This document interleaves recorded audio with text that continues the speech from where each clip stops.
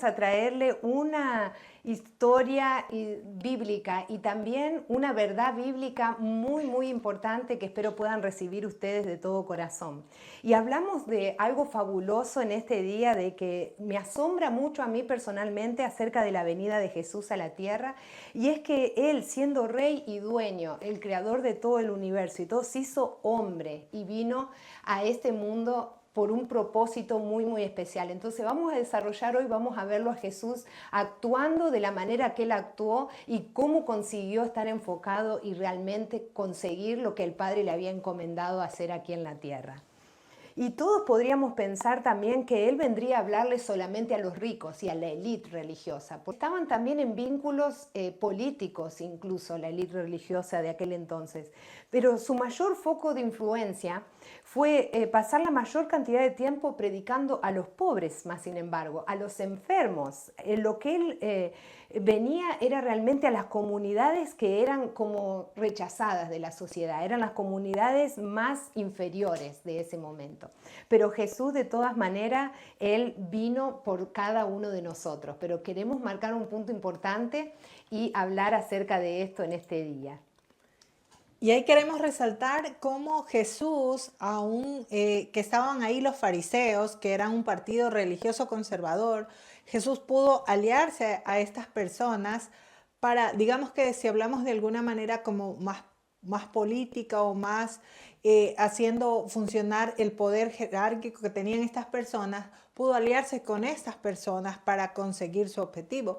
Sin embargo, él entendió y bajo su conocimiento sabía que ese no era el camino, que el camino era aliarse a las personas más indefensas, a quienes necesitaban y querían estar con Jesús. Y también que si tenía seguidores, se preguntarán ustedes, porque si bien él había venido a la clase inferior, era con la que más él estaba conectado, ¿tenía seguidores? Bueno, por supuesto que sí, que Jesús tenía un sinnúmero de seguidores, pero además en ese tiempo lanzó un movimiento espiritual global y eso duró más de 2000 años. Hasta el día de hoy todavía estamos viendo la remarcada diferencia que Jesús impuso desde que Él vino a esta tierra. Muchos hoy piensan que Él conquistó la gente equivocada, que debió haber educado primeramente a la élite y cambiado el mundo desde ahí.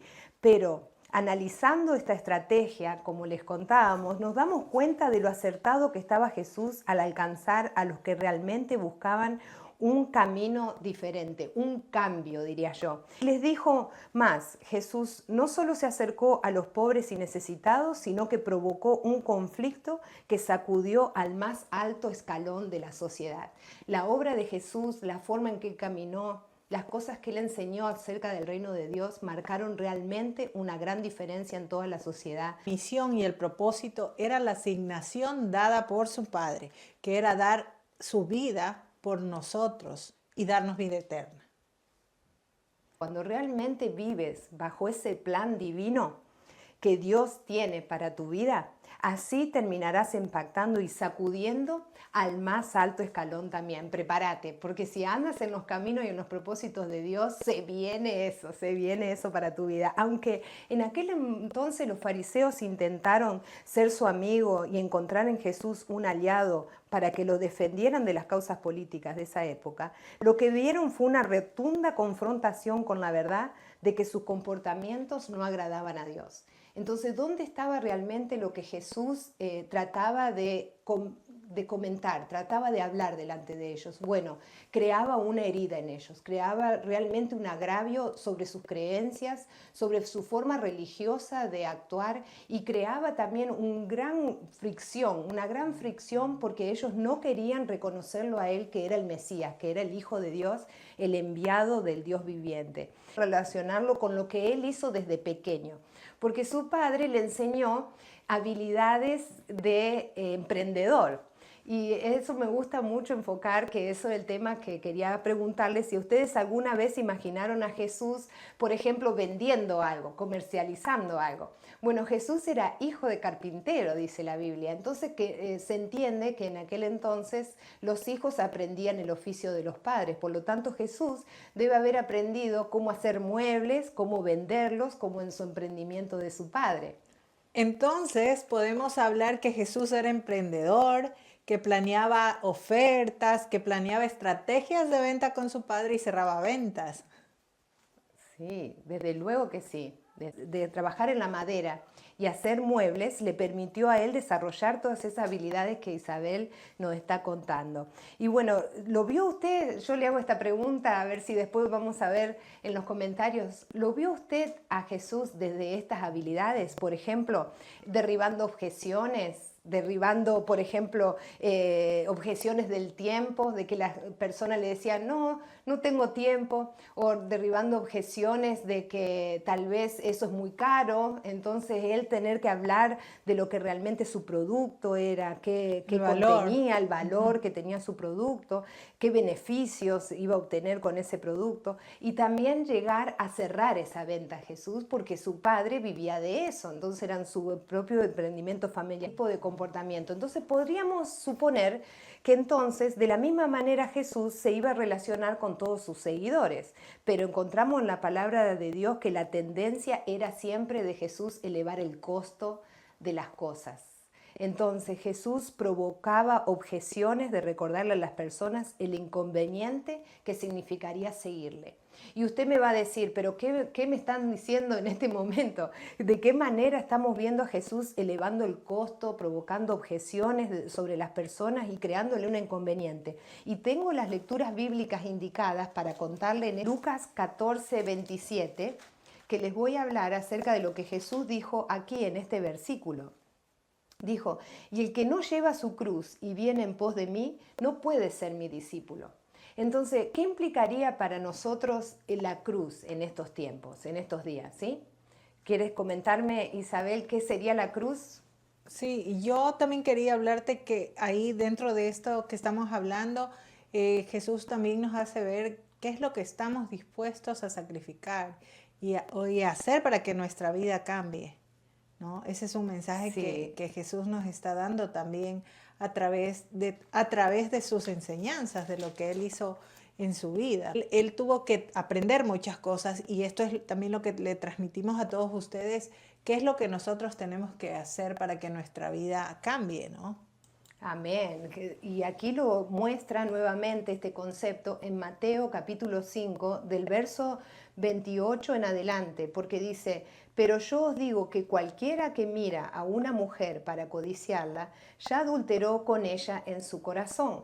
Y también nos dice el verso 29 que dice, por tanto, si tu ojo derecho te es ocasión de caer, sácalo y échalo de ti, pues mejor te es que se pierda uno de tus miembros y no que todo tu cuerpo sea echado al infierno. Entonces, por eso estamos diciendo que Jesús elevó los costos y creó realmente un inconveniente verdadero, porque ya no era cometer el acto en sí de adulterio, sino ya era maquinar y pensar en tu mente y en tu corazón esa maldad o de generar ese pecado para tu vida. Entonces estamos viendo que Él eleva el estándar todavía de santidad para con Dios, para poder alcanzar o para poder estar en el reino de los cielos con Él. El Señor aconseja que es preferible llegar sin un brazo o sin un ojo al reino de los cielos que entrar al infierno con los dos, ¿cierto? Entonces el estándar estaba muy alto y nuevamente lo vemos para reforzar este concepto en Mateo capítulo 10, verso 21, que entonces Jesús mirándole le amó y le dijo, una cosa te falta, anda, ve, vende todo lo que tienes y dalo a los pobres, y tendrás tesoro en el cielo, y ven, sígueme, tomando tu cruz nuevamente. O sea, aquí estamos viendo que un hombre rico debía de dejar el amor a las riquezas que le tenía y dar todo eso a los pobres porque estaba poniendo como prioridad, como su Dios eran las riquezas. Pero además de ir y dárselo todo a los pobres, Jesús le pidió, al final le dijo, sígueme tomando tu cruz. Entonces aquí nuevamente aparece la cruz. Y lo que comentabas, Isabel, es que esa cruz requiere esa vida de sacrificio, ese compromiso verdadero para con Dios. Ujú. Y tenemos que provocar en nosotros una transformación desde nuestra mente y nuestro corazón para poder lograr realmente un cambio verdadero. Así es, y si nos apegamos en esto que Jesús está viviendo con nosotros, tenemos que tener claro o tenemos que ver que Jesús tenía sus metas claras y su propósito.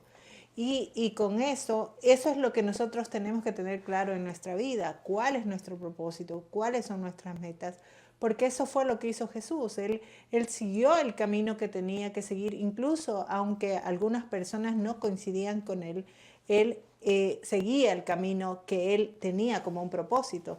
Y es lo que nosotros también tenemos que hacer. Obviamente muchas personas no van a coincidir con nuestro pensamiento, no les va a parecer lo que nosotros estamos haciendo, pero si nosotros estamos encaminados en nuestro propósito, muy seguramente el que más nos interesa que vea lo que estamos haciendo es Jesús, que es Dios. Entonces nosotros tenemos que seguir enfocados en nuestro propósito. Gloria a Dios. Cualquier buen vendedor acerca de este tema diría que Jesús podría haber cerrado una venta, no podría haber cerrado una venta de esta manera hablándoles así a la gente. Porque ¿qué podemos suponer en este momento que Jesús podría lograr? Que muchos seguidores no podría haber cerrado una venta de esta manera hablándoles así a la gente. Porque ¿qué podemos suponer en este momento que Jesús podría lograr? Que muchos seguidores le desertaran. Y bueno, efectivamente, eso fue lo que sucedió. Durante este tiempo, cuando Jesús empezaba a requerir un compromiso verdadero de parte de sus seguidores empezaron a desertar y abandonar los caminos del Señor. Pero Jesús, de todas maneras, nunca comprometió su mensaje. Parecía no saber cómo jugar el juego. Tenía que seguirlo para saber que realmente lo que iba a suceder. Y si no lo seguía, sabría además que se perdería de mucho. Aquella persona que se quedaba o que estaba ahí en que se quedaba o que se podía seguirlo a él. Pero Jesús no iba a comprometer su mensaje. En muchas ocasiones veo a Jesús que realmente no le importaba si alguien soportaba su causa o no. Él igualmente hizo lo que su Padre le encomendó desde antes de la fundación del mundo. Y también declaraba palabras como estas que tengo en el capítulo 6 de Juan. Tengo Juan 6:54. Mi sangre tiene vida eterna y le resucitaré en el día postrero. El que come y bebe mi sangre. Imagínense esas personas en ese momento. ¿Qué podrían haber dicho de Jesús? Comer la carne y beber su sangre. Realmente no entendieron. ¿Y qué sucede en ese momento?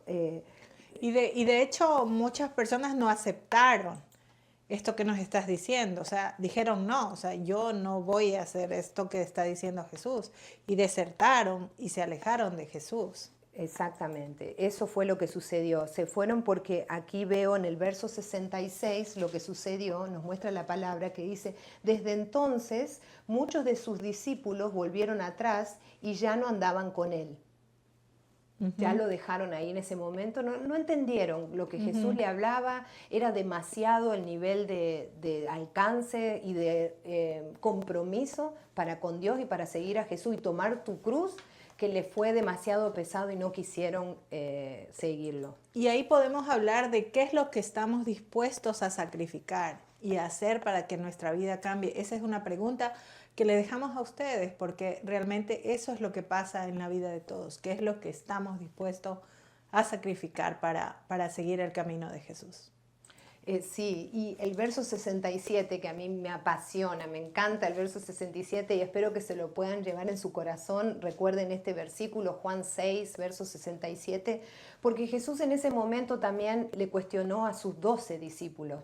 La Biblia está hablando de que de sus discípulos, sus otros seguidores se habían desertado, pero Jesús se da vuelta en ese momento y les pregunta a sus discípulos y le dice, dijo entonces Jesús a los 12 que siempre estaban con él, que lo seguían. Dijo, ¿quieres acaso iros también vosotros? Le dice Jesús. ¿Quieren también dejarme y seguir sus propios deseos y sus propias decisiones? Y le respondió Simón Pedro y le dijo, Señor, ¿a quién iremos? Tú tienes palabras de vida eterna. Y nosotros hemos creído y conocemos que tú eres el Cristo, el Hijo del Dios viviente. Entonces, esta es una frase, una palabra que le dijo el discípulo Pedro que a mí me llena el corazón porque eso es lo que nosotros creemos y profesamos. Que Él es el Hijo de Dios, que solo Él hay palabra de vida y que es el Hijo del Dios viviente que vive para siempre. Entonces, de esa manera, todos quedaron con Él en ese momento, todos los discípulos quedaron con Él. En resumen, le digo, esto es una tremenda lección para todos nosotros. Jesús vino en obediencia obediencia a salvar la raza humana. Y con o sin el soporte de las personas. Él vino a hacer lo que tenía que hacer y lo logró. Cuando Jesús perdió el soporte de algunos de sus seguidores, Él no hizo nada malo. Él simplemente fue una decisión de las personas, no fue algo malo que haya hecho Jesús al respecto. Sus seguidores desertaron porque lo que el Señor le decía era la verdad que no podían sostener debido a que no querían proyectarse hacia los principios y obedecer las reglas del reino de Dios. Eso fue lo que las personas decidieron al no seguir a Jesús. Y buscaban en Jesús aquel a quien los librara de la opresión política. Buscaban un libertador que aliviara la nación y recuperara la gloria anterior. Bueno, Jesús no había venido para eso. Él había venido para salvar al mundo del pecado. Pero Jesús en todo su ministerio hizo lo que tenía que hacer nuevamente, les digo, y les habló de la naturaleza espiritual del reino y su liderazgo mesiánico. Así muchos le desertaron y se desilusionaron de él. Pensaron que él no era la clase de rey que querían. Ellos no rechazaron a Jesús porque era malo para vender o porque le fallara la estrategia del marketing. Entonces, comparándolo nuevamente con sus habilidades de emprendedor, a él no le falló eso. Lo abandonaron porque la verdad era demasiado dura para soportar. ¿Quieres? Sí, Te y paso la voz. eso es lo importante, yo pienso trasladándolo a nuestra vida, que nosotros tenemos que tener un enfoque claro siempre de nuestras metas, de nuestro propósito, de para qué estamos en este mundo. Así como Jesús tuvo su propósito claro y a pesar de que mucha gente se puso en contra de él, si tú tienes tus metas claras, si tú tienes tu propósito claro, estoy segura que te va a ir bien, porque lo más importante es saber cuál es nuestro objetivo, cuál es nuestro propósito en la vida, y el Señor siempre va a estar con nosotros para que ese propósito se dé si tú te pones en rectitud hacia esa meta. Sí, gloria sea al Señor con esto, Isabel. Sí, la verdad es que tenés toda la razón en eso y es un gusto, es un privilegio poder tener este servicio al Señor de nuestra vida, consagrarnos a Él. Y habrá momentos que cuando hablamos la verdad, esa misma verdad nos costará un seguidor tal vez, pero la verdad nos costará tal vez además la venta y la ganancia tal vez a veces. Y hasta muchas veces la verdad podría costarnos la posición que tenemos también. Sí. Sí. Bueno, el precio de decir la verdad siempre tiene un valor alto. Entonces, decir la verdad muchas veces nos genera esto en nuestra vida cotidiana, nos genera que nos acarree algún problema al decir la verdad, pero siempre la verdad es la que nos va a llevar a la libertad. Entonces, la verdad siempre nos va a hacer libres. Amén, amén. Así que si tienes que pagar el precio por decir la verdad, hazlo. Me considero una seguidora, nos consideramos una seguidora de los pasos del Maestro, quien pagó el precio más alto por nosotros en la cruz. Y esa es una razón más que justa para pagar yo el precio por mi líder y maestro. Mi Redentor vive y me aseguraré de escucharle y obedecerle para que Él sea honrado y exaltado siempre en su camino, su verdad y la vida que Él dio por nosotros.